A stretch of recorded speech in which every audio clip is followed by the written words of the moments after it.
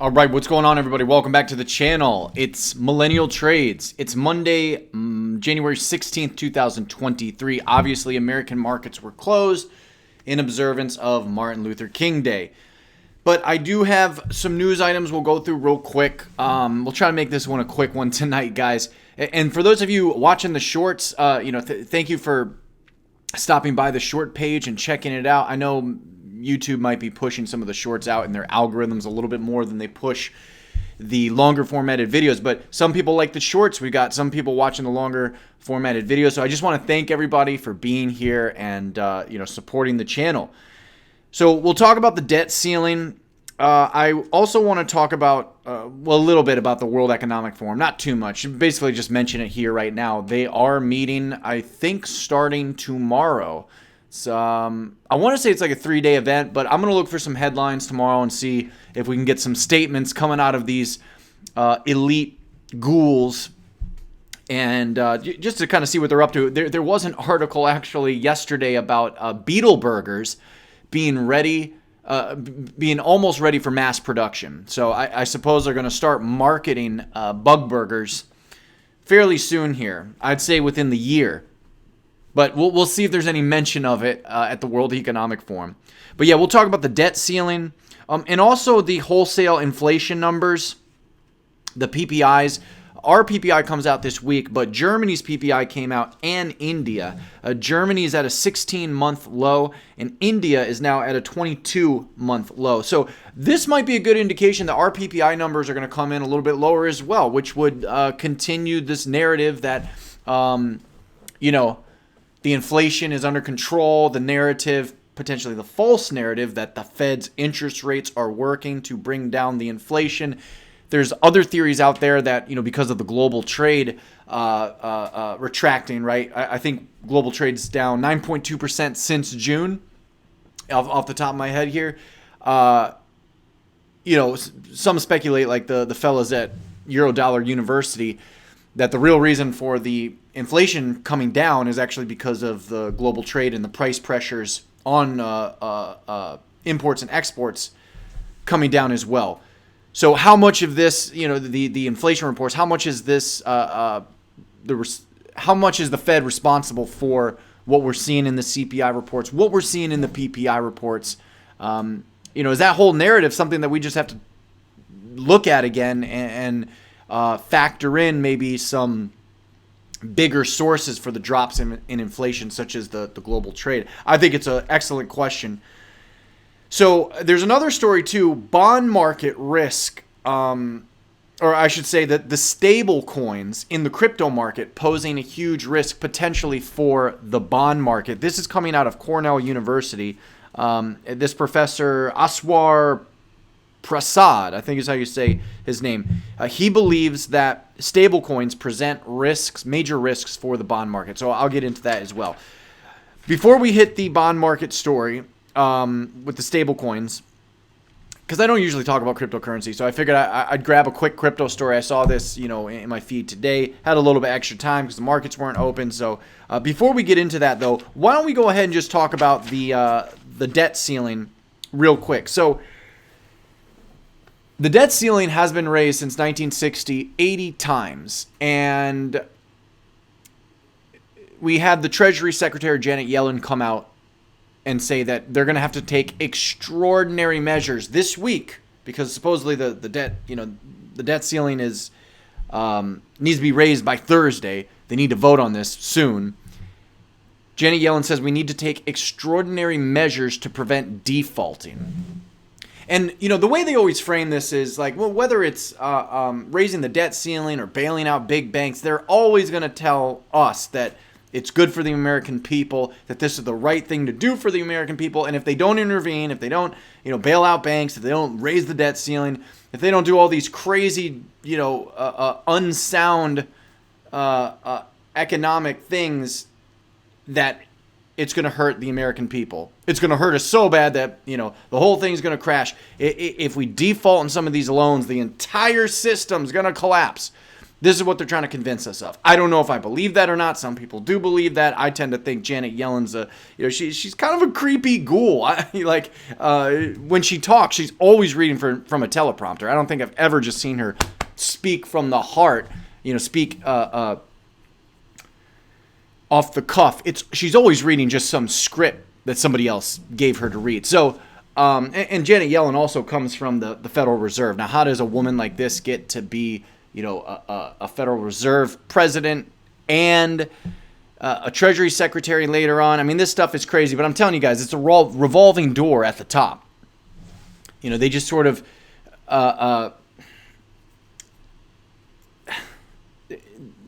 they go from one agency to another, from one government agency. Maybe they go back to the private sector. I mean, this is just how it is. It is what it is. But they want to raise the debt ceiling. It's most likely going to get raised. I don't think there's really any way to stop the expansion of the debt. The debt is going to continue to just expand. They're going to explode this thing until one day it finally does collapse. Now, I tried watching some videos about this and reading some articles about this. I mean, it is just crazy. They said that you can't think of the United States government like a household because if a household defaults on their debt, well, there's no way that they can, if they can't come up with cash, they're going to have to default on the debt. But the government can just print the money. The government could never run out of the money because they'll just print the money, right? And they say that this is a legitimate reason for why we should just continue to raise the debt ceiling. There's no limit to what the debt ceiling could possibly, they want to go to 35 trillion, 40 trillion, 50 trillion, 100 trillion. Eventually, this thing's going to pop. It may not be in my lifetime, may not be in your lifetime, may not even be in the next generation's lifetime, but eventually the thing will pop. Obviously, we're laymen around here trying to figure this stuff out, but it seems to me illogical to think that, well, a country's debt can just expand indefinitely and there's going to be no consequences, no pop. Right? Remember we were talking about how nothing goes up in a straight line, nothing comes down in a straight line. They're trying to push this debt bubble up, up, up, and up in a straight line. I mean, eventually it's got to come down, right?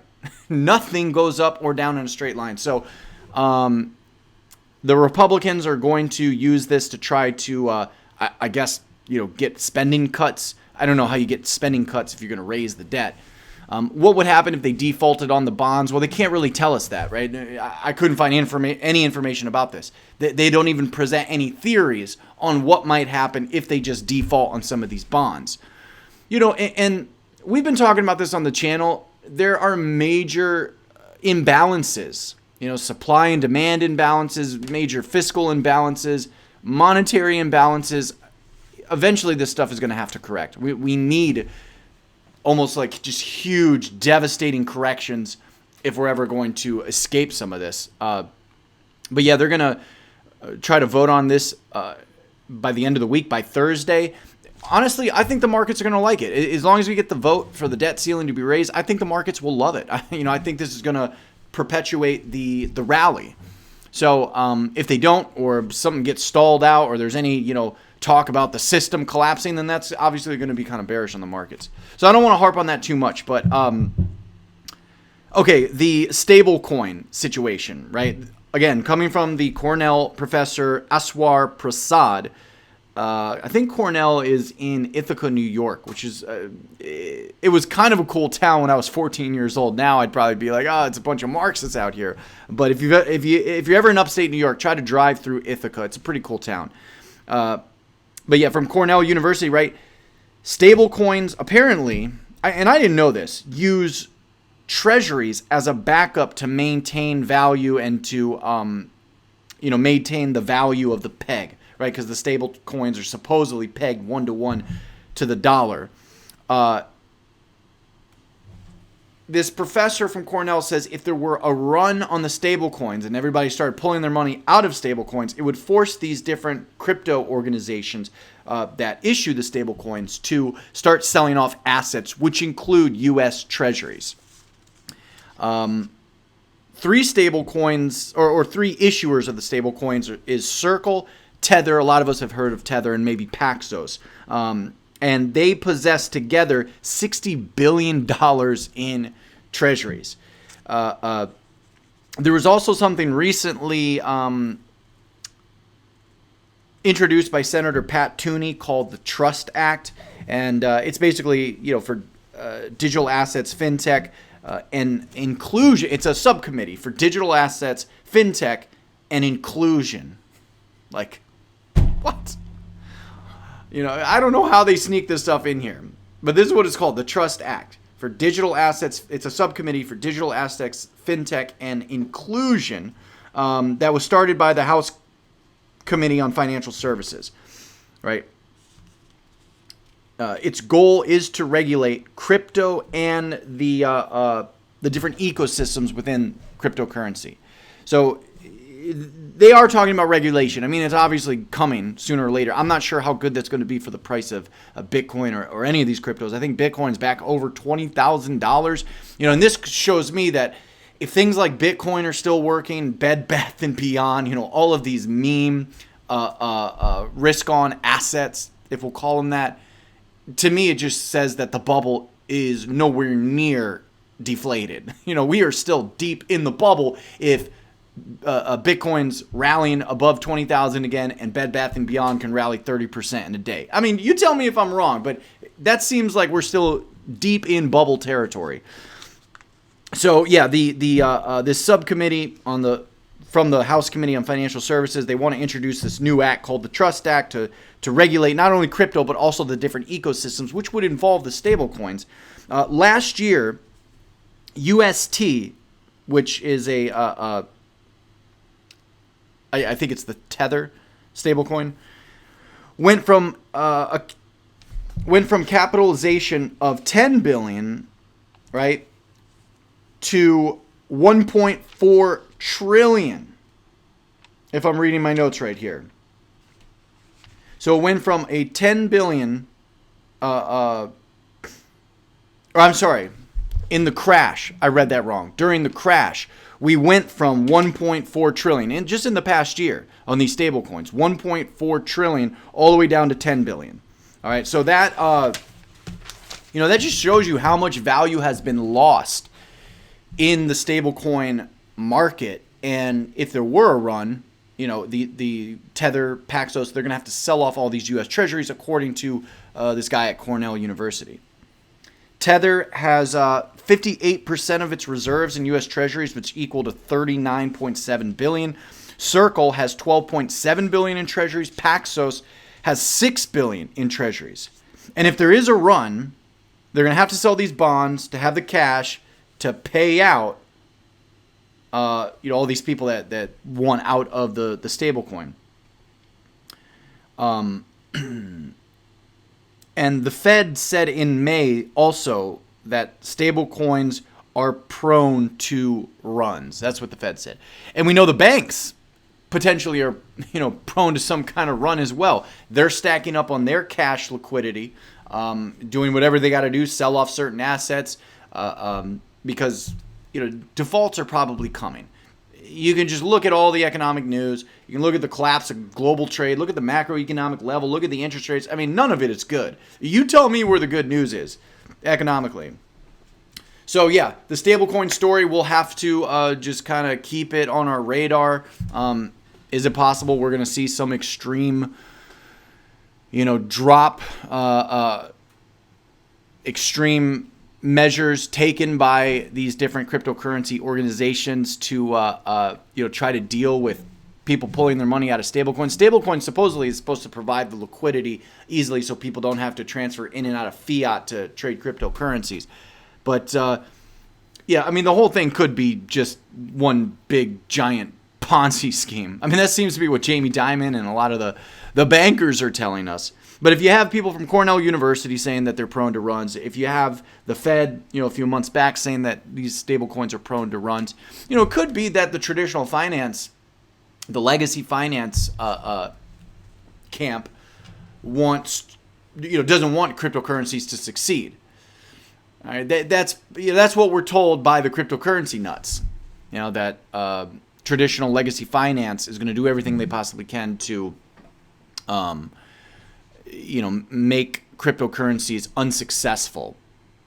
Okay, but I think they are interested in the technology. I mean, there's obviously something to the technology, the blockchain. You know, whether we could actually have a decentralized platform, a decentralized currency that would have real value, be a medium of exchange, and have some real intrinsic value. It seems a little far-fetched to me, but you guys let me know what you think. A couple more things here. Dollar down again. Risk sentiment is kind of in the sweet spot. We'll see what happens. I think if things like the debt ceiling get raised, if the stock market rallies off something like that, the dollar is going to continue probably to go down. A lot of people are calling for the dollar to go down another 10%, 20% this year. It was already down nearly 30% from the highs of its rally in 2022. But I think it ended the year up nearly 9%. But now we're back in that, like on the DXY, we're back in like the 101 area. Might be a little bit higher than that. It's not looking good, though. The dollar just can't seem to find any buyers right now. Gold actually hit 9-month highs of 1929 and then pulled back the last time I checked. I guess I should probably check this again real quick. Let's see where the commodity index is. Natural gas prices in Europe's falling sharply as well. We're at 9.15 right now. Silver back above $24. Remember we talked about copper. Copper's been doing well at 4.13, down 2% today, but I think a lot of the World Economic Forum going to be talking about green energy. We had some green energy talk at the symposium in Sweden. We also had green transition energy talk at the meeting in Mexico between Biden and Trudeau and the Mexican president. So I think all of this green energy talk is partly responsible for the rally behind copper, because copper is essential for the electrification. Why can't I say that word? Electrification. Is that a word? Electrification of the industrialized world. Copper is going to be essential for that. And then, I already mentioned this, but Bitcoin back over 20,000. We're at 21,146. We're up 1% right now. So we'll see what happens. Europe's rallying. Canada's rallying.